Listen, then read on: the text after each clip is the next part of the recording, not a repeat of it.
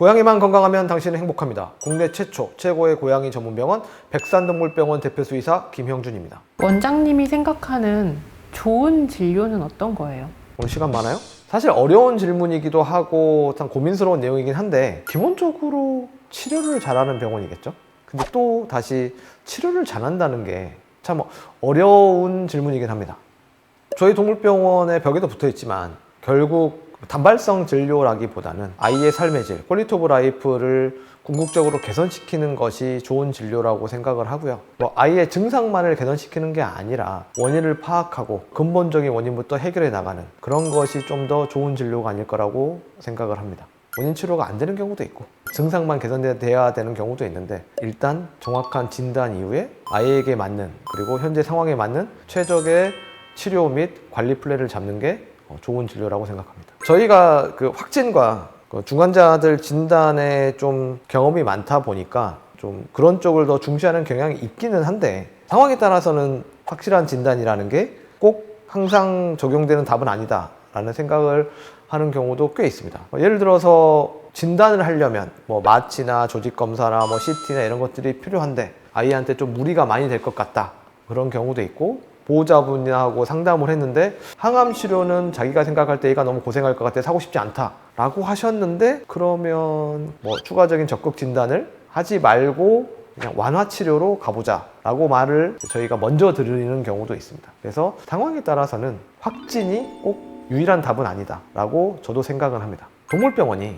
사람 병원하고 가장 유사한 게 이제 소아과잖아요. 그래서 아무래도 저희 입장에서는 보호자분이 마음이 좀 다치더라도 고양이만을 집중해서 하는 경향이 있기는 한데 이것도 상황에 따라서는 보호자분의 상황을 우선적으로 적용하는 경우도 있습니다. 상황이 다 달라요. 보호자분의 생각도 다르고 경제력도 다르고 홈케어를 할 수 있는 그런 라이프 스타일도 다릅니다. 재택근무를 해요. 하루 종일 애 옆에 있을 수 있어요. 하루에 3번이든 6번이든 피하 수액이든 먹는 약이든 다 할 수 있어요 라고 하는 분한테는 그렇게 맞춰드리고 어떤 분은 저는 아침에 나가면 저녁에 들어와서 하루에 약을 2번 또는 3번밖에 못 먹여요. 또 어떤 분은 얘가 너무 저항이 심해서 못 먹여요. 내 욕심에 아이를 힘들게 하고 싶지 않다고 말씀을 하시는 경우에는 강력하게 주장하지는 않는 경우도 있습니다. 그러니까 이게 딱 정답은 없는 것 같아요. 저희가 건강, 삶의 질, 최종 확진 이런 것들을 가장 중요시 여기긴 하는데 보호자한테 욕을 먹어도 그렇게 하는데 결국은 보호자분이 어느 정도 행복해야 우리의 고양이가 행복한 것도 있는 건 사실이거든요. 그래서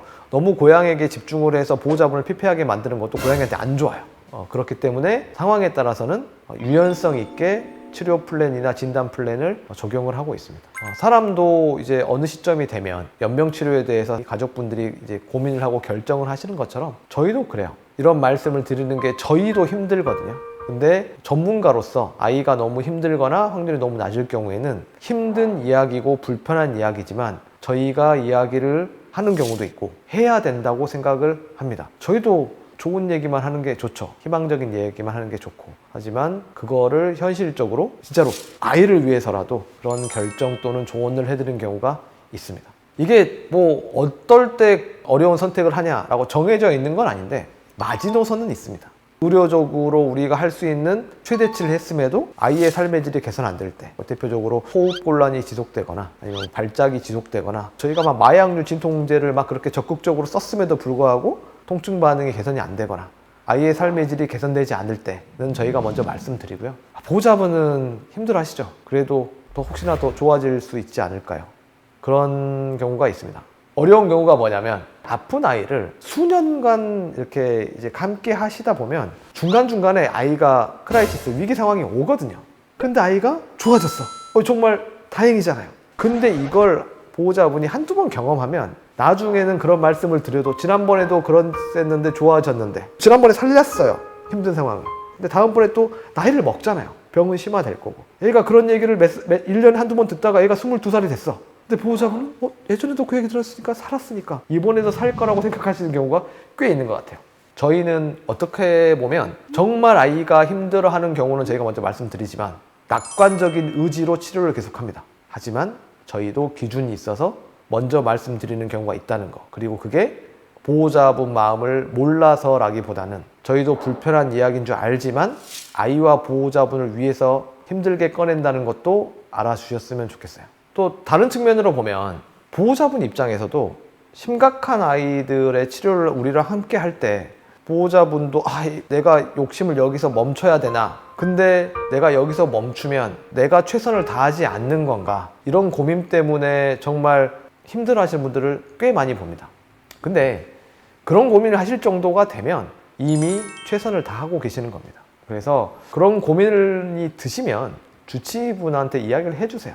이야기를 참고 있는 것보다 같이 논의하는 게 훨씬 좋은 결과를 내는 것 같아요. 결국 최고의 치료라는 건 정답은 없는 것 같아요. 케이스 바이 케이스고 상황도 다양하고. 다만 저희는 동물병원에서 일하는 수의사로서 보호자분들이 모르는 분야 이런 쪽을 최대한 보호자분이 이해할 수 있게 설명을 하고 옵션을 드리고, 그리고 최고의 결과를 낼 수 있게 치료를 하는 그런 역할을 맡고 있다고 생각을 합니다.